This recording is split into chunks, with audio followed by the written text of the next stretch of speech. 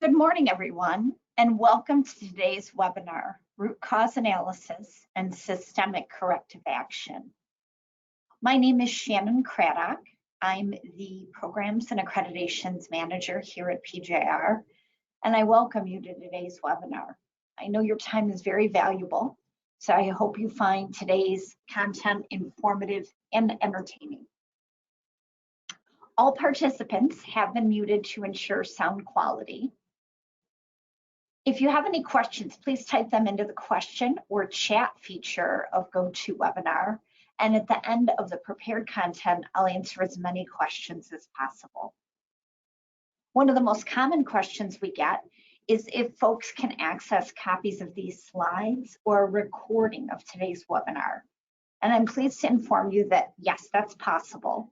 About 24 to 48 hours after today's broadcast, you'll be able to download a copy of the slides as well as a recording of the webinar from our website, and that's www.pjr.com.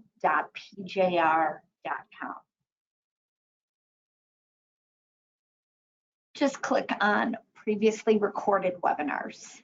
In that same area, you'll be able to look at upcoming webinars. We've got a lot of free and exciting content prepared for you. So without further ado, let's start talking about root cause analysis and systemic corrective action. So first of all, let's talk about why we're doing this, why today's topic. Then we'll spend some time talking about the audit finding itself and how it's so important to have a well-written audit finding to set the stage for good problem solving. We'll then talk about the parts of a corrective action response, including actions taken to correct the issue. These are containment actions or corrections. We'll talk about root cause analysis, and while I'll mention several different techniques, we're just going to focus on the why technique, the 5 why technique. Then we'll talk about corrective actions, which are actions taken to prevent recurrence. And we'll talk about preventive actions, which are actions taken to prevent occurrence of a finding to begin with. And then we'll talk about what makes up a good corrective action verification activity.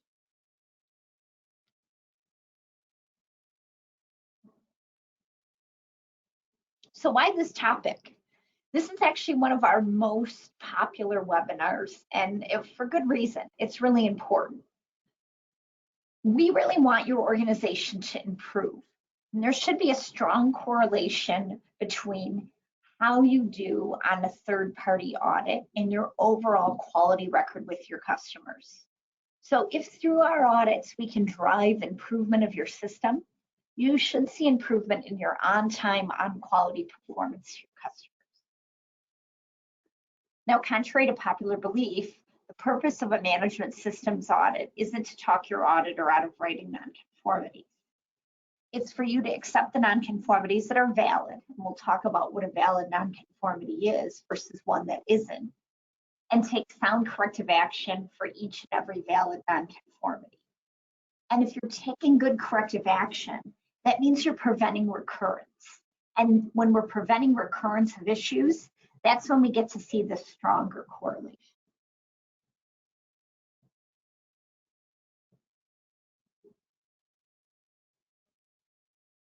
So let's set the stage. Let's talk about a well-written audit finding.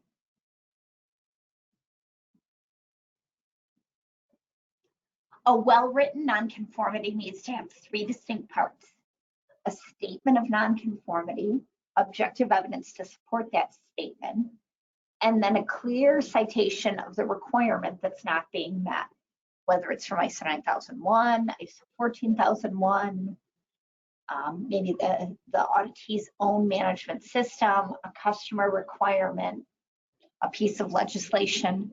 The requirement needs to be clearly cited. So audit findings that don't have these 3 parts shouldn't be written by PJR auditors and shouldn't be accepted by our clients either.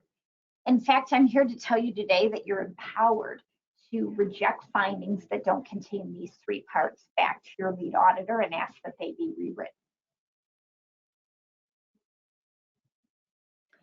From time to time, our auditors may write opportunities for improvement.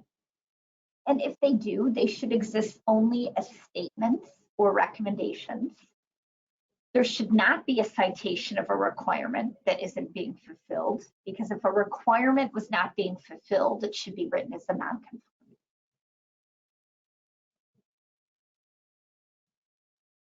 So let's talk about some common pitfalls with a statement of nonconformity.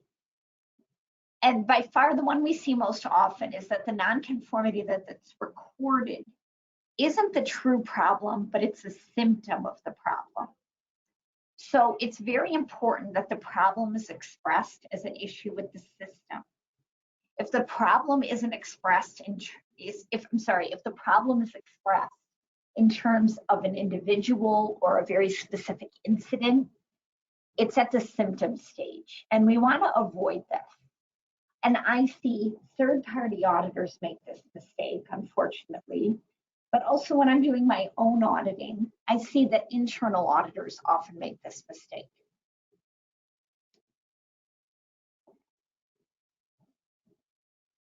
So when problem solving is happening and we're answering nonconformities, we want to get to the true problem, i.e. the systemic issue, or the problem solving efforts won't be effective. So fixing symptoms will not stop the issue from recurring. So let's take a moment and reflect on what's happening today. In the United States, we've got an outbreak of RSV, especially in children, in the flu, in the common cold, and in COVID. So if you have an infection, like a strep throat infection, you can take something to alleviate your symptoms. You can take Tylenol to bring your fever down. You can take an Aleve to help with muscle aches and pains, or maybe a sore throat. But all the Tylenol, all the Aleve in the world will not stop or kill a strep throat infection. So fixing symptoms doesn't stop the issue from recurring. Just like taking Aleve isn't going to kill the strep throat bacteria. We've got to remember that. More on that later. Another common pitfall with nonconformity is that it should stand the test of time. So your organization should be able to look at a nonconformity written 10 years ago and understand exactly what the problem was. It shouldn't just be easily understandable because it's a recent incident or something that happened last week and everybody knows, oh yeah, that's what they meant. That was that thing that happened last week. That doesn't work. It needs to contain very specific traceable evidence to assist in understanding. Okay, so let's illustrate these points, these common nonconformity pitfalls with some examples. So here's a poorly written finding. There was no training matrix for the first shift operator running job 9954, indicating competence to run that job. This illustrates the first pitfall that I discussed. This is a symptom and not the true systemic issue. It's not the problem. We're confusing objective evidence with the statement of nonconformity. Here's a better way to write this. The system, in fact, we're using that word system right in the statement itself. The system for recording employee training and competence is not completely effective. Now, here's the clear objective evidence to support that statement. No training matrix for the first shift operator running job 9954. And then we have a clear citation of the requirement not being met.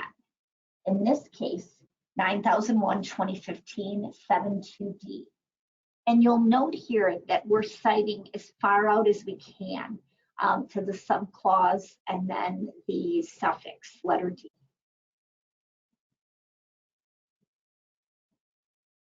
So a well-written nonconformity would be the system for recording employee training and competence isn't completely effective. Here we're focusing on the systemic issue. And again, that word system is right in the statement of nonconformity. We're not focusing on one symptom of the problem. We're not just focusing on that first shift operator running job 9954.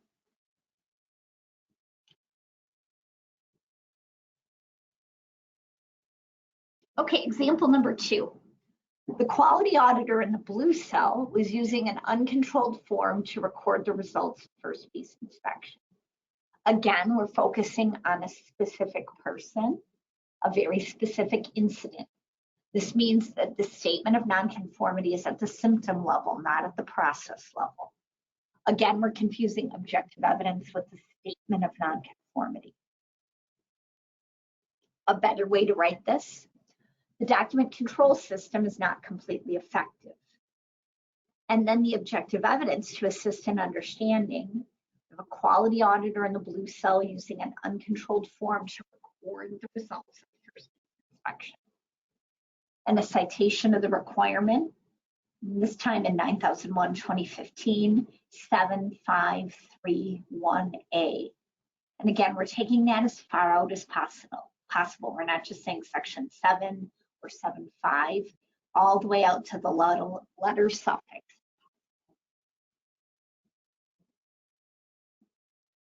So a better way to write this: the document control system is not completely effective. Here, again, we're using that word system right in the nonconformity statement, focusing on the systemic issue, not focusing on a specific person, that quality auditor in a blue cell, or a certain incident, the fact that they were using the wrong form. So when you review a statement of nonconformity written by one of your internal auditors or a PJR auditor, or maybe even your customers doing an audit, you want to make sure that they're distinguishing between the real issue and symptoms of the problem. And you have a final statement of nonconformity focusing on the systemic issue or at the process level. And then, are there clear data to assist in understanding? Objective evidence, now that's at the symptom level. It's going to reflect a certain person or incident. And then a very detailed citation of the requirement not being met.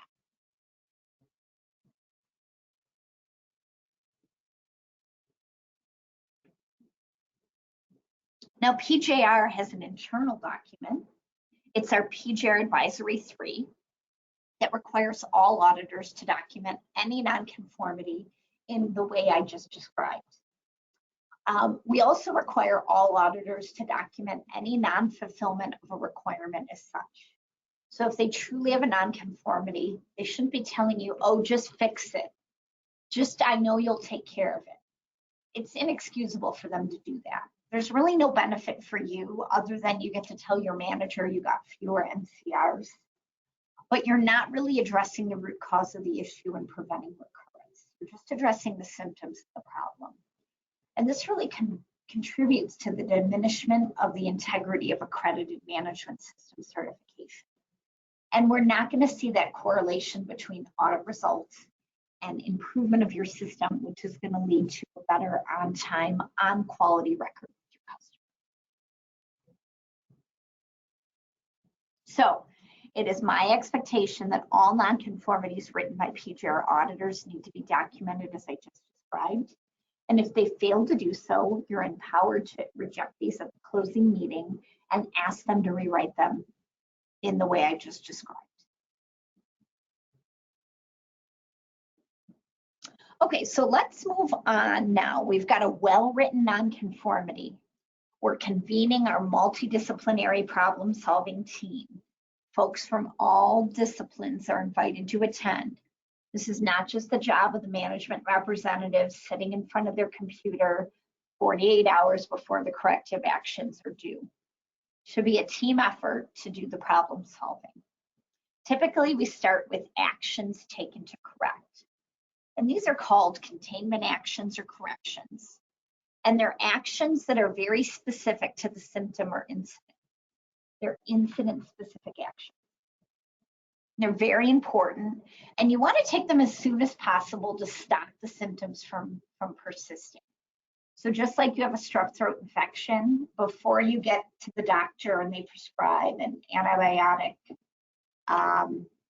to treat the strep throat infection, you typically take something to alleviate your symptoms, to bring down your fever, to just make you feel more comfortable. Similarly, you want to take some type of correction to stop the symptoms of the problem in your management system. So these actions typically take two forms.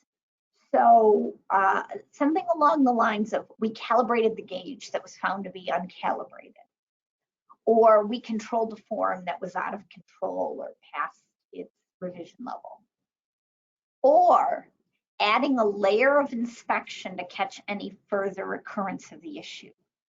But remember, inspection adds cost to the system. It's not adding value. And we're going to learn that once a corrective action is fully implemented, then costly added inspections can be removed from the system.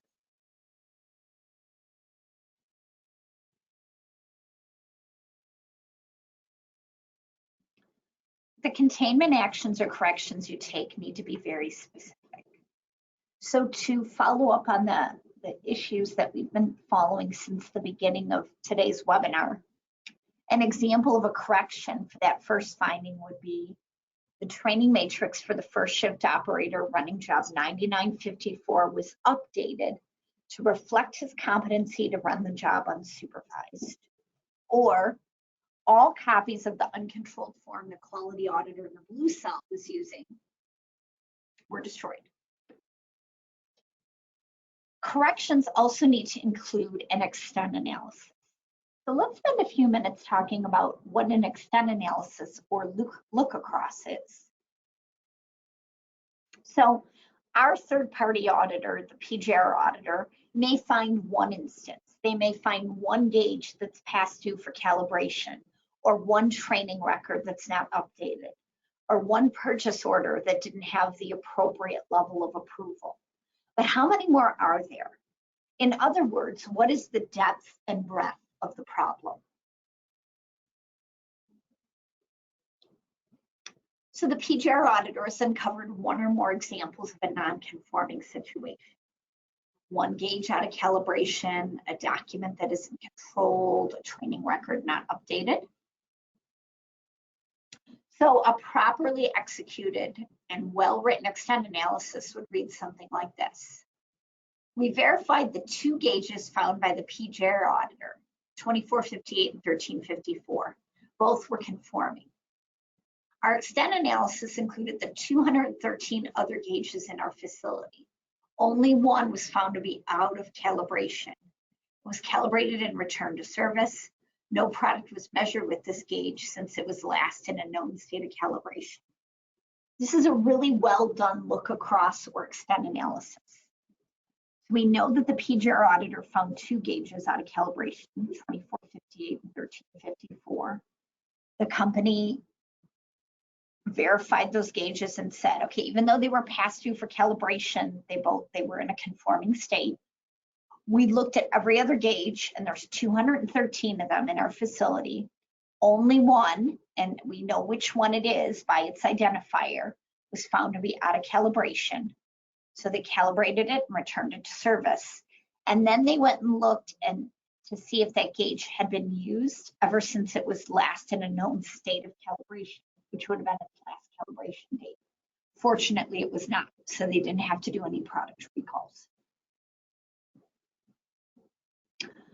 If you use the PGR nonconformity report when replying to nonconformities written during PGR audits, it has been modified to include a blank for extent analysis. Now, you don't have to use the PGR form, but you want to make sure that your own form has the same blanks as the PGR form so that your responses don't get rejected.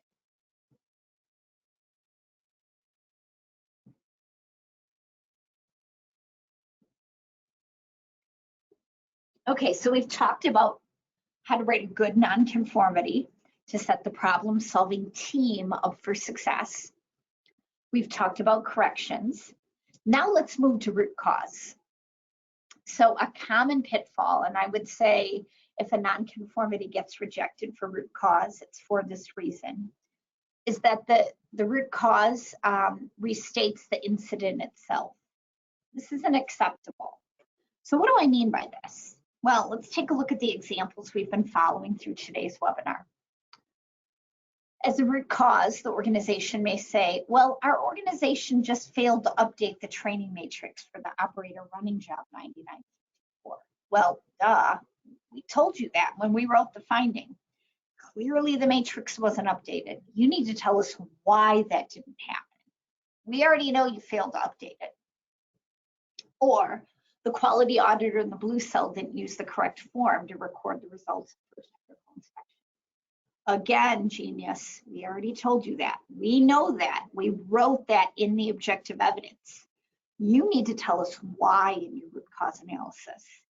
And these two responses here, this bullet point and this bullet point, aren't telling us that. Another pitfall is that some cars restate the containment action for the root cause. And while not as common, this is also not acceptable.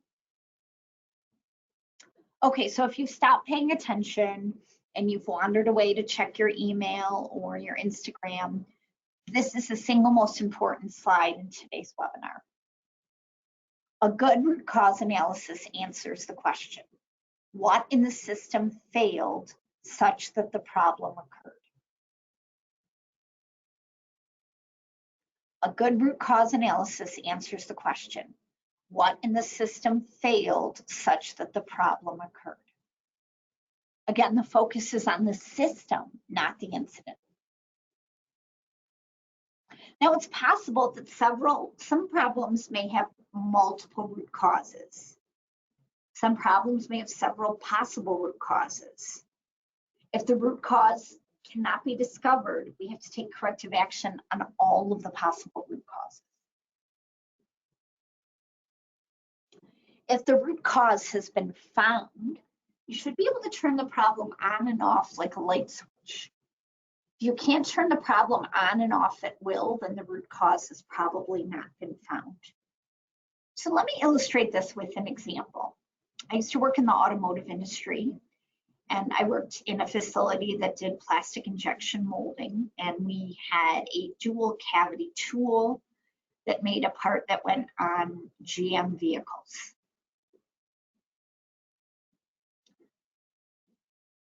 So this tool was dual cavity, and it made a left hand and a right hand part at the same time. The issue is that we were mixing left hand parts in right hand boxes and vice versa. So this created a big issue at GM. It shut down lines. We were in some serious trouble. We had our own containment people. We were paying lots of money for a third-party containment service to be on site at our facility, on time at the General Motors assembly plant to sort through these issues. We convened a problem-solving team, and we changed the configuration of the manufacturing cell so that the left-hand pack-out box was on the left-hand side of the operator's body, and the right-hand pack-out box was on the right-hand side of the operator's body. Before, it wasn't configured that way due to space constraints. And we patted ourselves on the back, spent thousands of dollars moving not only the manufacturing press in question, but the presses on either side of it to make room for the pack-out boxes. And while the problem improved, we were still mixing left-hand parts and right-hand boxes, and vice versa. So we weren't able to turn the problem off, just like a light switch. Our corrective action helped, and maybe it dimmed the problem, but we couldn't turn it off. So we knew we did not have the true root cause. So again, we convened another problem-solving team, and this time we invited a material handler from the third shift. And he said, you know, if it was impossible to put a left-hand part in a right-hand pack-out box and vice versa, we wouldn't have this issue. So we worked with a packaging engineer. We developed new packaging. We got the packaging approved by General Motors. And sure enough, we were able to turn the problem off like a light switch. And it did not return when we were using these new pack-out boxes. And in fact, in a controlled environment, we reintroduced the old packaging. And with some dummy runs, we proved that the problem turned back on in a limited way, but it did turn back on. So we knew we had the true root cause. Now, there are a lot of different techniques for root cause analysis, and you can use whatever works for your organization. Is not fishbone or Ishikawa diagram, the 5 why technique, but sometimes I think you can get there in fewer whys. That's what we'll talk about today. So in the why technique, you're asking why over and over again until you feel like you get to the true root cause. Now remember, who's asking why? It's not just the management representative sitting in front of his or her computer. It's a multidisciplinary team of people sitting around a real or virtual conference table asking these questions over and over again. So we had our finding: the system for recording employee training and competence isn't completely effective. There was no training matrix for the first shift operator. Running job 9954, indicating competence to run that job.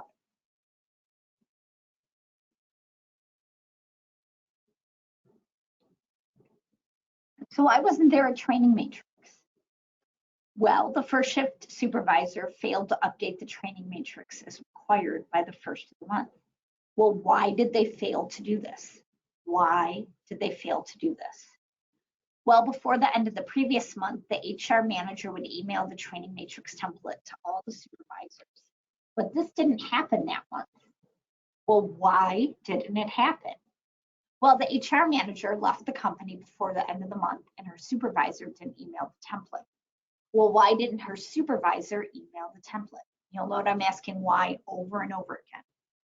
The procedure for training didn't include a requirement to prompt the new HR manager to email the template to all the supervisors. So you may ask yourself, I'll go back to that slide, well, why didn't the procedure for training include that requirement? Knowing you've gone far enough sometimes can be a little challenging, but having a multidisciplinary team to say, I think we've got it, is much better than one person saying, yep, I think I've gone far enough in this analysis. And if any of you are parents, you know when your kids ask why over and over again. Can I have a candy bar before dinner? No. Well, why? Well, you can't, because then it'll spoil your appetite for dinner, and I've worked hard creating a healthy and nutritious meal. Well, why? And they ask why over and over again. When you get to the point where you say, because I'm the mom and I said so, with this analysis, well, the procedure we're training, it just didn't include the requirement. You know you've gone far enough. All right, let's look at our second example. The document control system is not completely effective.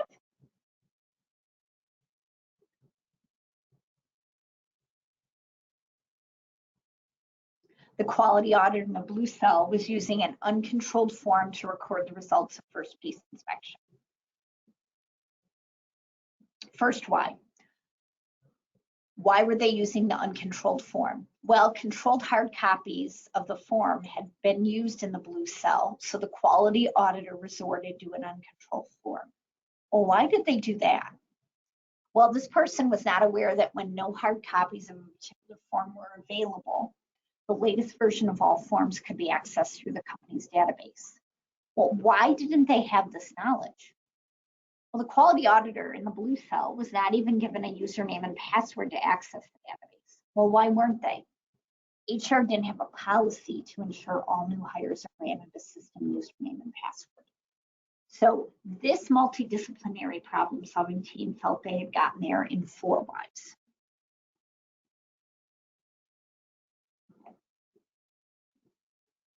So some things we won't accept for root cause, and again, a really important slide.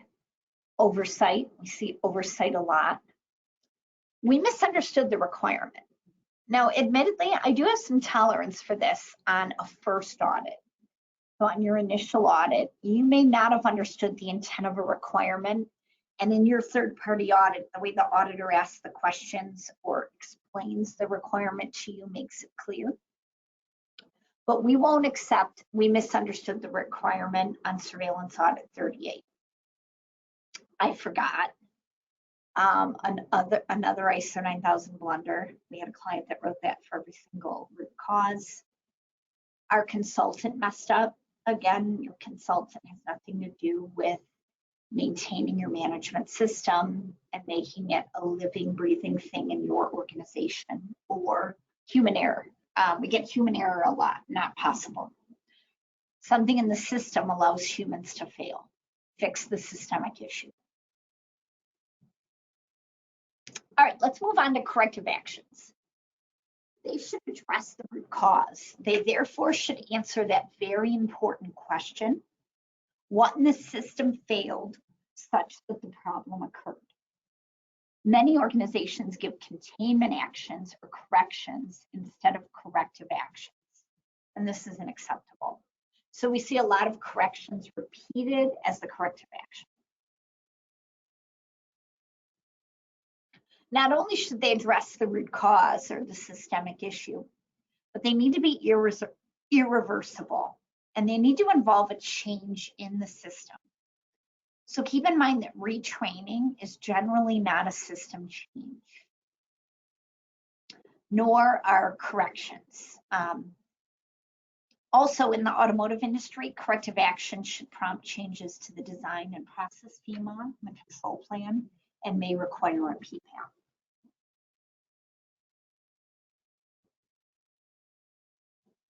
There needs to be at least one corrective action for each root cause that was identified, and subsequent data should show that the problem has 100% disappeared.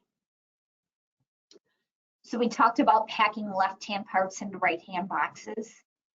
Reconfiguring the pack-out boxes within the manufacturing cell didn't make the problem 100% disappear. So we knew we didn't have the true root cause. Redesigning and reconfiguring the pack-out boxes did do that. So we knew we had the true root cause because we turned the problem off like a light switch and made it 100% disappear.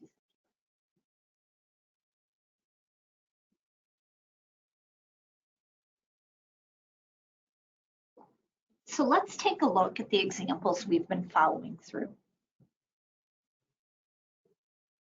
Non-conformity system for recording employee training and competence is not completely effective. The company's corrective action reads as follows. Section 4.6, the procedure for training, was updated to include a requirement for the HR manager to email the training matrix template to all supervisors before the end of every month. The new HR manager was trained on this, and she added an automatic reminder to her Outlook to perform this task. Does this corrective action address the root cause? Well, let's go back and see. The root cause is that the procedure for training didn't include a requirement to prompt the new HR manager to email the template to all supervisors. And now it does. The procedure has been revised. There's a training component to our corrective action, but it's not the only component to our corrective action. And there's an addition of a reminder in Microsoft Outlook. Let's take a look at our second example. The document control system is not completely effective. Corrective action, the new hire work instruction was revised to include a requirement to grant new hires a username and password for the database is appropriate, and HR personnel were trained on this change. Well, what about this corrective action? Does it address the root cause? Here's our root cause. HR didn't have a policy to ensure all new hires are granted a system username and password.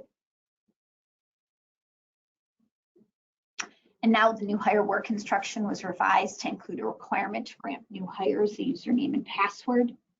And there's also a training component, but the training is not the sole component to this corrective action. There's also a system change in the new hire work instruction. It's also a good idea that when training is included as part of the corrective action response, You're going to talk about the technique that you use to verify training effectiveness. Are you going to give an exam, for example? That always ensures that the training was effective. Because let's face it, initially, before the problem existed, you probably did some training. How are you going to ensure that the retraining component of your corrective action response is more effective this time? All right, let's briefly talk about preventive actions.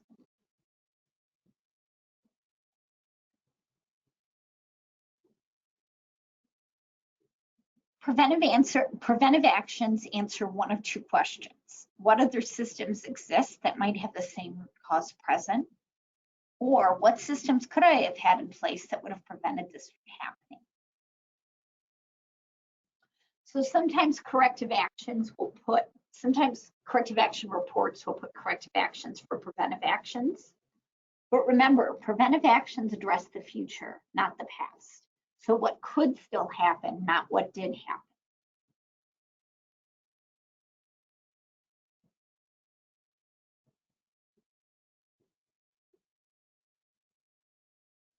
Preventive actions address the system, not the incident. Because remember, nothing's happened. There's no incident, there's no symptom. And they involve changing the system to prevent future problems. Preventive actions aren't only identified because of nonconformities. You need to have proactive processes within your organization with inputs from a lot of sources. Near-miss reports, 5S programs, lean initiatives, employee feedback, employee suggestion boxes. And you need to have a way to consider all of these preventive action opportunities and figure out how to implement those best. It's all about managing risk.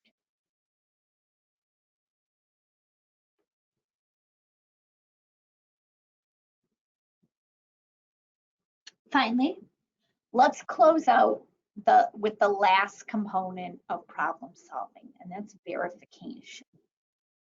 And this is a critical and often not performed step in the problem solving process. And a lot of times I see auditee versions of CAR forms that don't even have a spot or a blank or a prompt for good verification.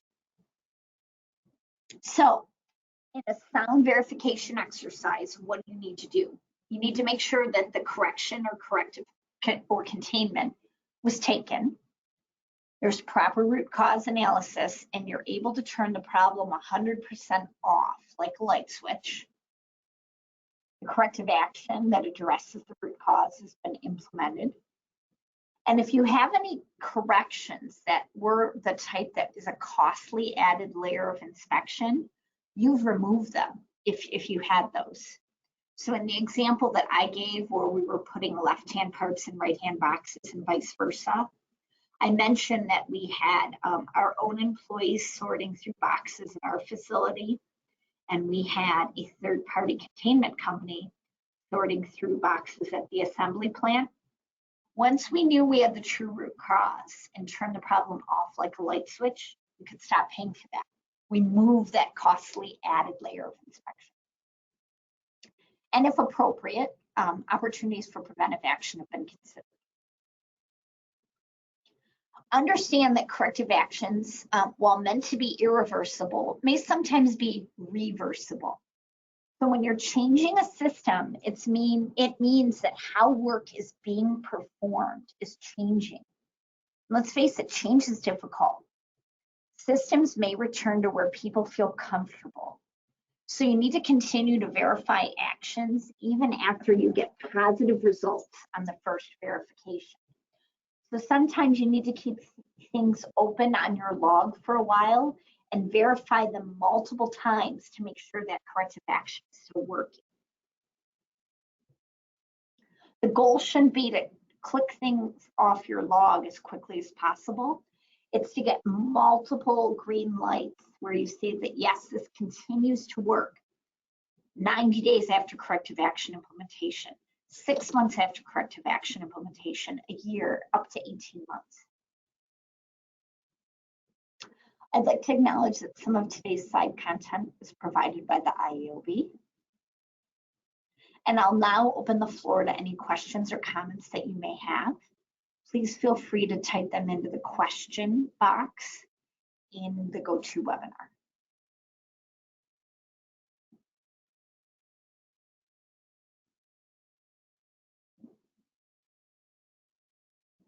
Okay, folks, bear with me as I pull out some of these questions.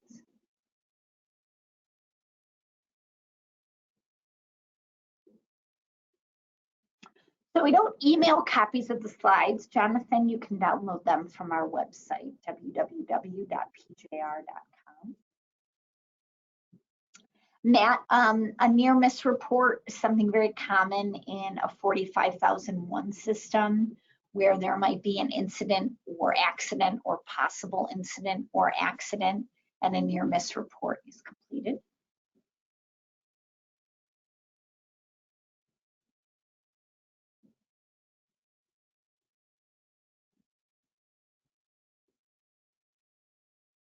Okay, Willie's asking, how can we obtain a copy of our the NCR form?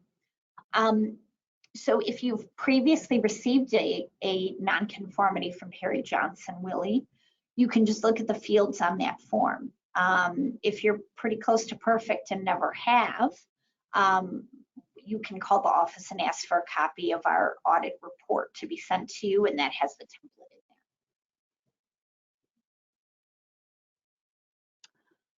Jose is asking what techniques could be used to verify effectiveness of training. The best technique, Jose, is to administer some type of exam after the training to make sure people understood the material that was communicated. I also think it's a good idea for training to be interactive, so not just a talking head format. So let me illustrate by example. In that same automotive company that I spoke of, we kept getting nonconformities because our material handlers weren't recording the lot number of the material being used appropriately. They couldn't always distinguish what the lot number was because different manufacturers called it different things.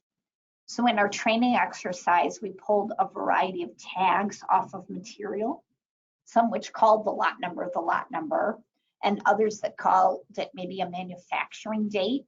And we asked them to record what they thought was the lot number, and then we did a group discussion after that exam. Wendy is asking what's the impact of a major nonconformity. Major nonconformities are written typically when there's a breakdown in your system, multiple instances of a single incident, or complete lack of implementation. With some management systems, it automatically leads to suspension.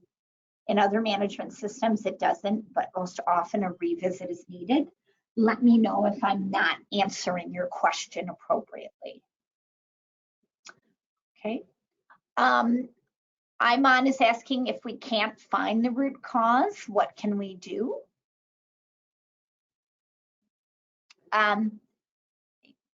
You need to invite more people to your problem-solving meeting, Iman. You need to get more input. Remember that there may be several possible root causes. You have to take corrective action on all of them, but likely that's what's happening.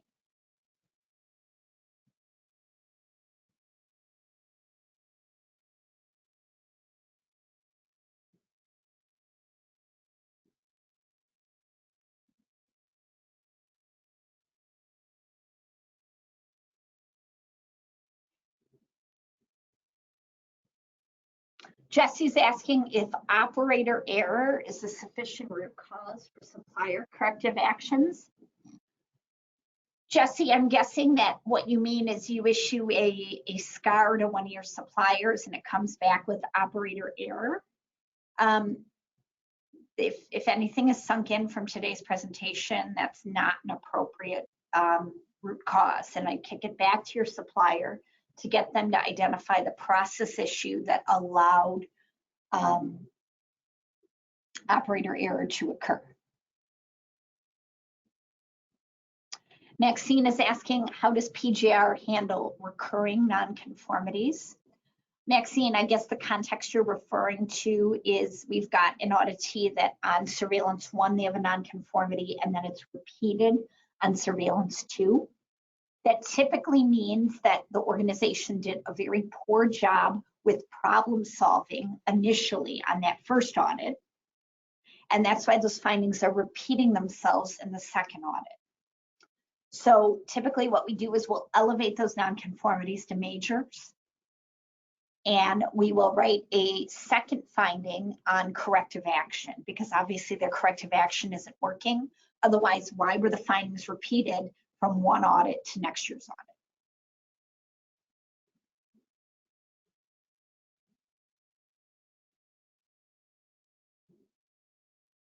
Some PGR auditors have told me it's not acceptable to keep corrective action open as long as 3 or 6 months. What should I say to them? That's a question from Laura. I think there's a difference, Laura. You want to make sure that you're quickly solving a nonconformity and implementing those corrections, taking the leave, for example, to bring down the fever, and then implementing corrective action as quickly as you can. Getting the actions in place quickly is important, but you can keep it open and continue to monitor it for multiple months. That's very important, and that's an important distinction. You need to make sure you're clearly communicating to your auditor.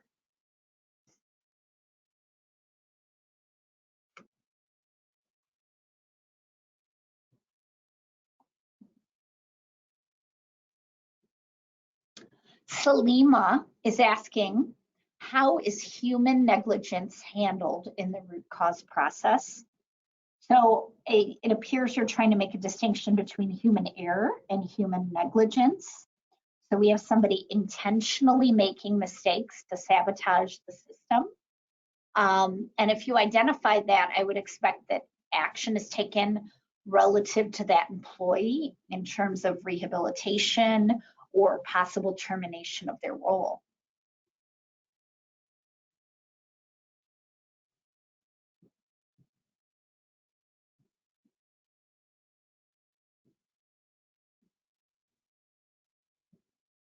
Wendy is asking, explain the difference between major and minor nonconformity as it relates to systemic failure. So I want to preface this by saying that different management system standards have different definitions for majors and minors. For example, the aerospace and automotive standards have very specific definitions as to what's classified as a major versus a minor.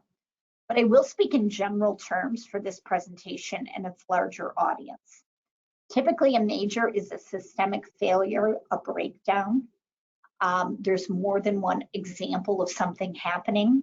So a minor would be one gauge out of calibration and not a gauge used in final inspection, whereas a major would be, this is the gauge used in final inspection, even if it's one or multiple gauges used are found out of calibration.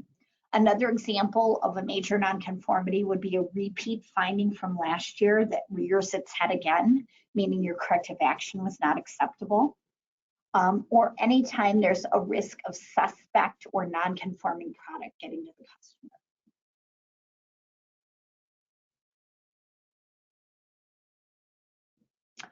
Iman is asking, what do you mean by inspection adds cost and not value? Okay, so in adding a layer of inspection, it simply adds cost. So for example, when I mentioned we were mixing left-hand parts and right-hand boxes and vice versa, we had to hire a third-party containment part company to sort through all of those boxes to make sure only left-hand parts were in left-hand boxes. That cost a lot of money and it adds no value. We needed to identify the root cause so that it was impossible to put left-hand parts in right-hand boxes, and we didn't need that costly added layer of inspection.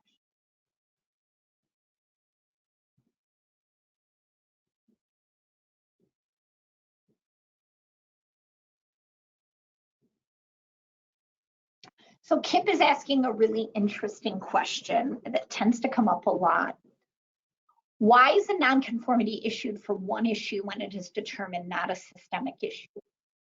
Well, Kip, our auditor doesn't know if it's a systemic issue or not. what they find is one instance of a non-conforming gauge or a training record not updated or somebody using the wrong revision level of a document. One instance is enough to prompt a nonconformity. It's your job to do the look across and see the depth and breadth of the issue and determine how significant it is. That's why we write it up.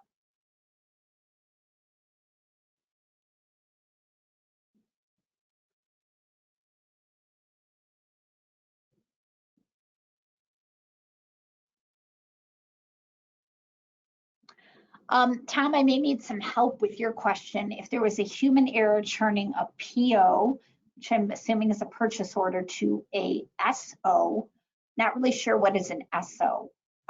What more than training can you do? If you want to clarify your question, I'd be happy to address it.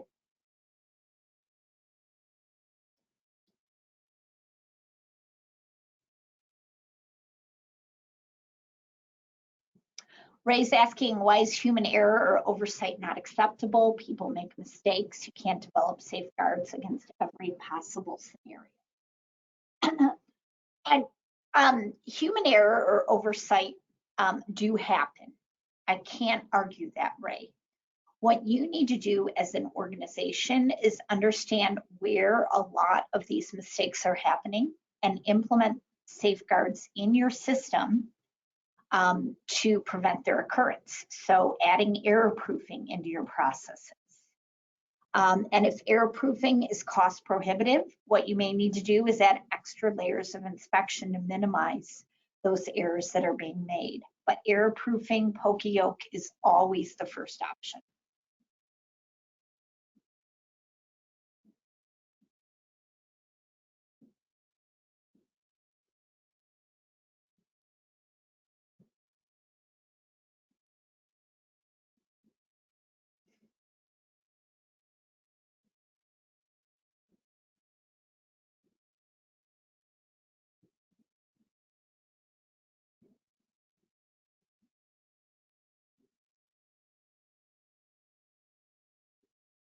Max is asking a great question. What happens if the scope of an issue is so large that the remedy for the problem takes multiple years and could overlap multiple surveillance audits? We do see that sometimes, Max, where the only acceptable corrective action would be maybe implementation of a new ERP system or a new training software program or adding an addition to a building. And we have to manage those through our surveillance audits and make sure that you're making progress on your corrective action throughout the year or years. Where you may run into an issue with this is if it happens on a registration or recertification audit, where we can't issue a certificate until the issue's closed.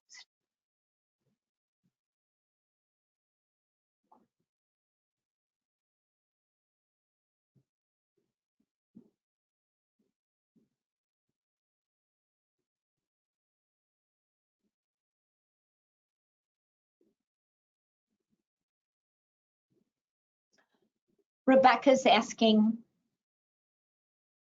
is it acceptable to continue with the extra inspection when management considers the actual correction, I think you mean corrective action, would cost too much in comparison to the cost of the part? Just remember that extra inspection is a correction, not a corrective action. So you would still need a corrective action to address your root cause. And perhaps it's not a costly error proofing, but it might be something else, Rebecca. Iman is asking if there's a certain period to finish a corrective action. No, you might have to meet some customer requirements, Iman, but the ISO standards only prescribe, for example, when you need a corrective action response in, and sometimes majors have to be closed within a certain period of time.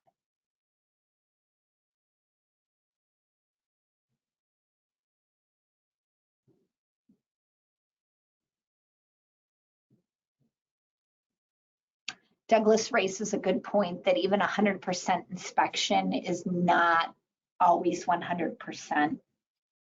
He cites that 4 people must each perform 100% inspection to statistically reach closer to 100, which could be cost prohibitive.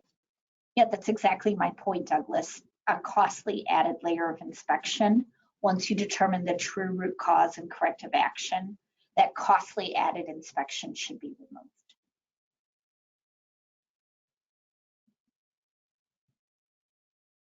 So Tom's asking, has clarified human error turning a PO to a sales order.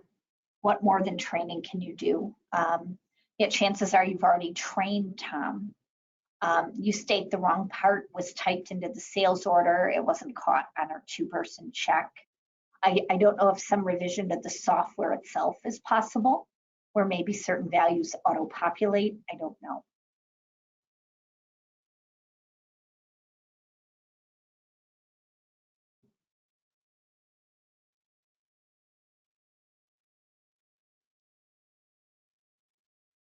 Okay, I've answered all the questions that have come in. I will try to answer them in the 4 minutes remaining.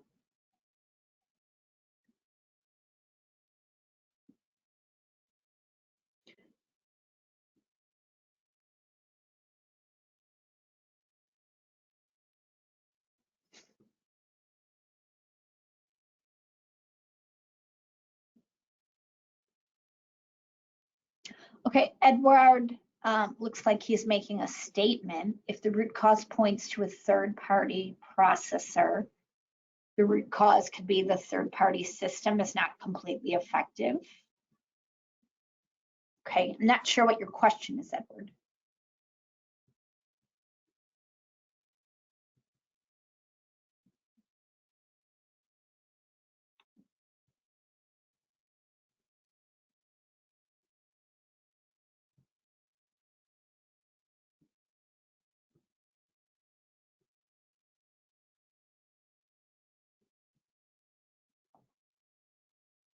Iman's asking, could you please share with us a real case study for root cause and corrective action used?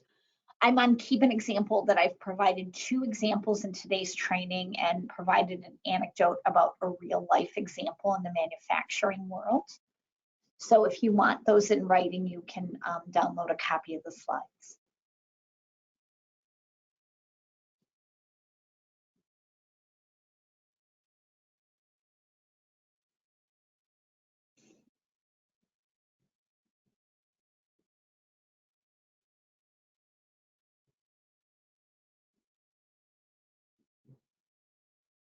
Interesting question from Max. Do you have a shareable example of an issue where a certification has been revoked?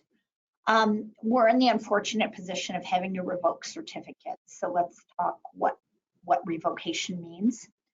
Revocation is the same as a certificate withdrawal, which is a punitive action.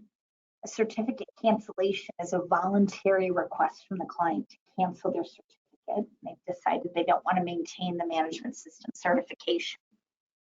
A withdrawal or revocation is always started with the certificate suspension, Max. So it doesn't just happen overnight. There'll be a suspension or a warning first. Very limited instances where that suspension doesn't happen. Common reasons are when a client doesn't effectively address corrective actions in the appropriate time period, client doesn't pay money owed, or client could executes what's known as a prohibited act, where they falsify information. R2, for example, the R2v3 standard outlines a number of prohibited acts that can lead to automatic suspension. But a very common reason is not addressing corrective actions promptly. Another common reason certificates might get suspended and then eventually withdrawn by a certification body is because a client doesn't schedule their audit.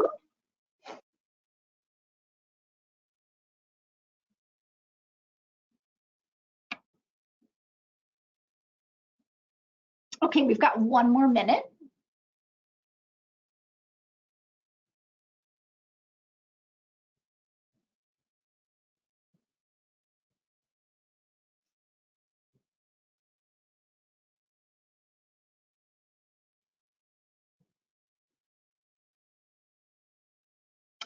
Edward has clarified his question. Our supplier sent non-conforming parts. These parts affected our product. Edward, I trust that you would send that supplier a SCAR, and they would determine what the root cause is, and then that in turn would be communicated to your customer. You can't communicate to your customer without first interfacing and getting feedback and input from your supplier.